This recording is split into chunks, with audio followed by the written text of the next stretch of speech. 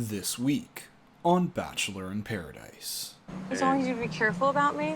And he said things were going really great between us, and it was a complete 180. If Tanner's opinion wants to be based off of what these boys are saying, then that's his problem. Get your together, be mature men. I don't need to talk to toxic men. I know that I'm a graceful and respectful and charismatic person, and I'm confident in that. Get out!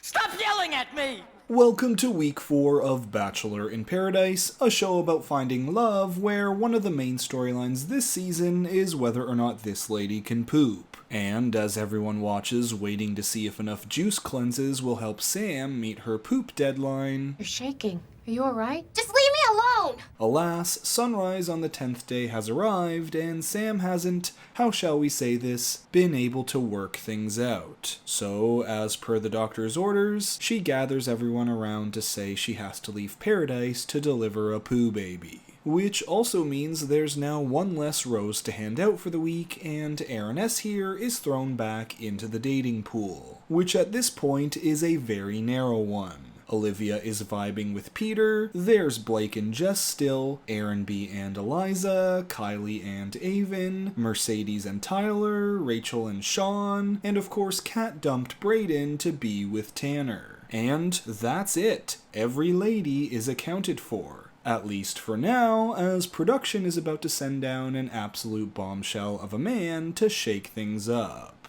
I'm John Henry.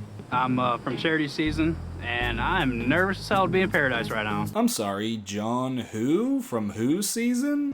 I've never seen that guy in my life. So apparently, this is the guy they're sending in to try and break up all these couples. John Henry, who you might not remember because he didn't make it past week 2 of Charity Season. Anyways, he comes in with a date card and he pulls his number one Kylie, who warns him that Avon did send her a fire emoji a while back, so things are pretty serious with them, and so he resorts to pursuing the person he has the most in common with, fellow early elimination from their season, Olivia. The two have a nice chat, even though John Henry is apparently very nervous, and when John Henry asks Olivia on the date, she does what she wanted Will to do to her, and tells her current match Peter that she's totally going on this date, peace out. Now on their date, Olivia and John Henry are off to get some massages, if they don't break the bed first, which is not something you usually say on the first date. And then John Henry pulls out his signature move. Does it feel okay? What is that noise? Alright, does this man bring his underwater welding gear everywhere he goes, like... You never know when you're gonna need it, right?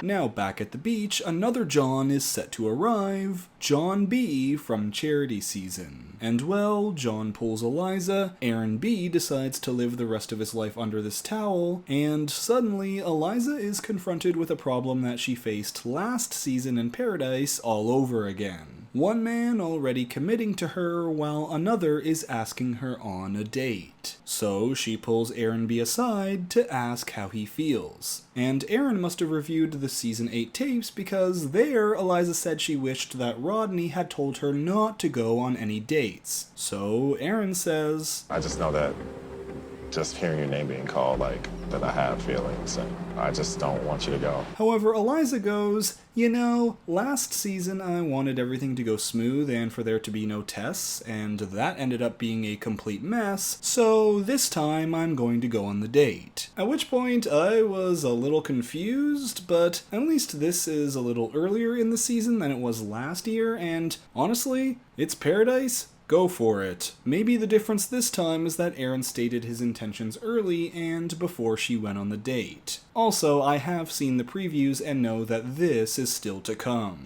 Liza, really am falling in love with you.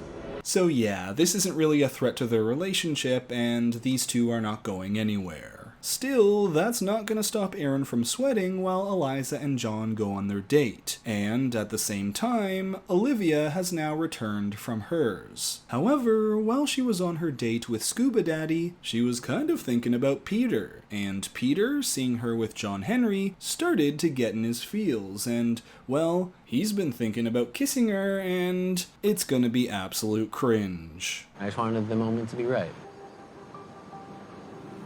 Is this the right moment? I don't know, is it? I don't know, you tell me. I think so. So go in for it. Okay, we're just gonna leave them to that, and now move over to Wells, who has an announcement for everyone on the beach. There's a new twist, and it's the Paradise Truth Box. Now, Wells' excuse for this coming out is that every year people say they wished they had said things they never got to say, so now they can anonymously do so, but really, you know, production's just trying to stir the pot. So with this, people can now put whatever they want in the box, and every other night, or before every roast ceremony or something, Wells is going to open it up and read them all out loud. And for Sean here, the idea of being truthful is sprouting something in his mind. Thing is, like, truthfully, like, I haven't, like, truly felt like a spark with Rachel. Now, you might remember from episode 1 that Sean wouldn't stop talking about Taylor Swift because, well, it's like apparently the one thing he was able to find out about Jess from stalking her Instagram profile. So Sean swoops in and, well, Jess is very sweet about it, but We just hadn't had many conversations since then. I love you, and I think you're literally awesome. Not like, you know what I mean? Like, as a friend. Like, why are you making that face? Like, ooh, that's awkward. Now this ends up being a double whammy for Sean, as when Brayden and Blake look onto this mess, Brayden comes up with a pretty spot-on read for Sean. He's still talking to Jess right now? Yeah. I think Sean's a great dude. I just think that he's an idiot. And primarily Brayden's like, he's got Rachel. Why is he throwing her away? And Blake's like, bro, go talk to Rachel. Sean's out here talking to the girl he actually wants. Why not go talk to the girl he doesn't? And I was like, yeah, she did say she was into Brayden back at the start of Paradise. Let's do this. I don't know, change it up. So Brayden rolls up to Rachel and says, look, you were so kind to me when Kat dumped me, so I just gotta tell you about Sean. He's kind of been saying that you like him, and he's just unsure if he wants to pursue that with you. And I mean...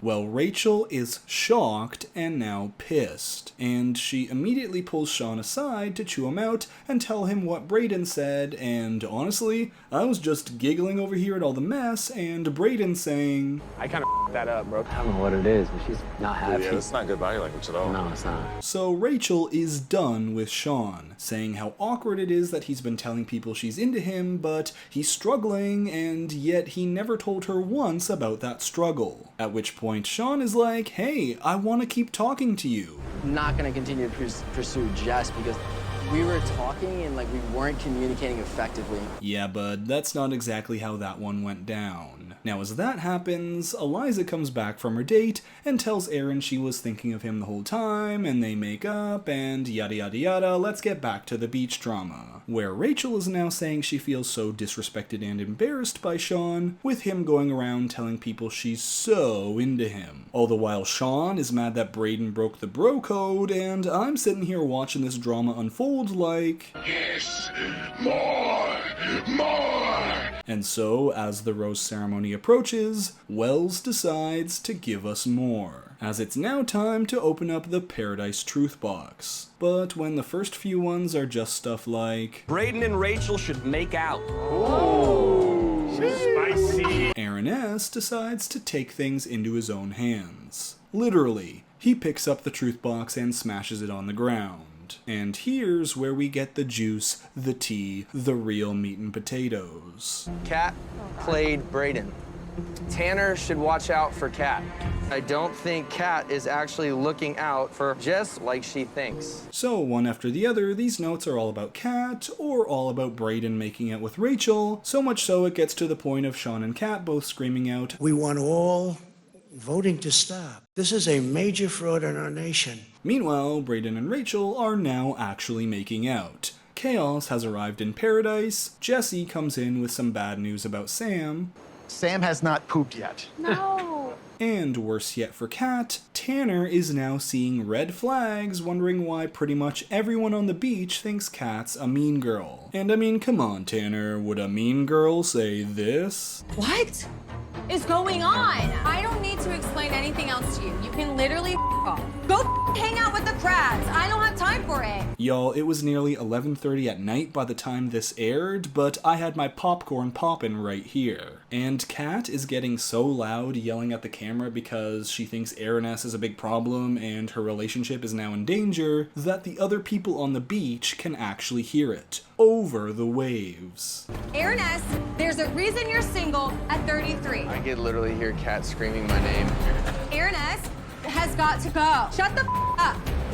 Literally shut the up. I just told her how I felt. Let's go. I need a god shot. Yeah, me too. So that's it for this recap of Bachelor in Paradise Week 4. Thanks for watching, and if you enjoyed the video, make sure to give it a like, let me know your thoughts on the week in the comment section below, and subscribe to the channel for more content. And until next time, Bachelor Fantake out. I know that I'm a graceful and respectful and charismatic person, and I'm confident in that.